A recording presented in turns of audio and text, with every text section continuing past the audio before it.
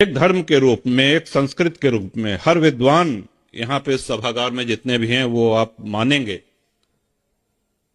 कि जितनी ज्यादा लूट, हत्या और बलात्कार धर्म के आधार पर हिंदुओं के साथ हुई है वो विश्व की और किसी सभ्यता, किसी संस्कृति में नहीं हुई है।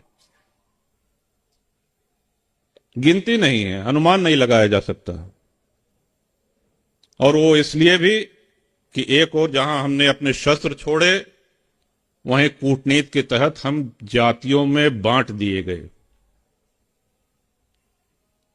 आज यदि कोई संत महात्मा ये कहता है कि जात पात हमारे लिए इसका भेद मिटाना बहुत आवश्यक है, तो कुछ आचार्य उसकी भी आलोचना करने लगते हैं। हां ठीक है, जातियां हैं, जाति की भूमिका सजातीय विवाह तक सीमित रहे। या चलिए यहां तक भी कर लिया जाए कि ठीक है, हम अमुक जाति के हैं, हमको प्रसन्नता है, हमको गर्व है, लेकिन दूसरी कोई जात हमसे छोटी है उसको कैसे नीचा दिखाएं।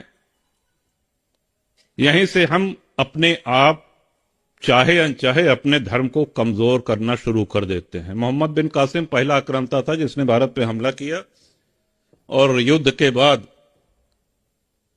जब दोनों सेनाएं विश्राम करने लगी तो राजा दाहिर के पक्ष में जो सेना थी उसमें अलग अलग जगह चूल्हे जल रहे थे। तो उसने पूछा कि ये अलग अलग चूल्हे क्यों जल रहे हैं? अब खाना बन रहा है। हाँ, खाना बन रहा है तो एक स्थान पे क्यों नहीं? कहे साहब ये उस बिरादरी का है, ये उस बिरादरी का चूल्हा जला है, ये फला बिरादरी का है, इसका हाथ लगाया वो नहीं खाते हैं, वो छू लेंगे तो वो नहीं खाएंगे। तो बड़ी जोर से हंसा। उसने कहा मैंने भारत फतेह कर लिया, हिंदुस्तान फतेह कर लिया।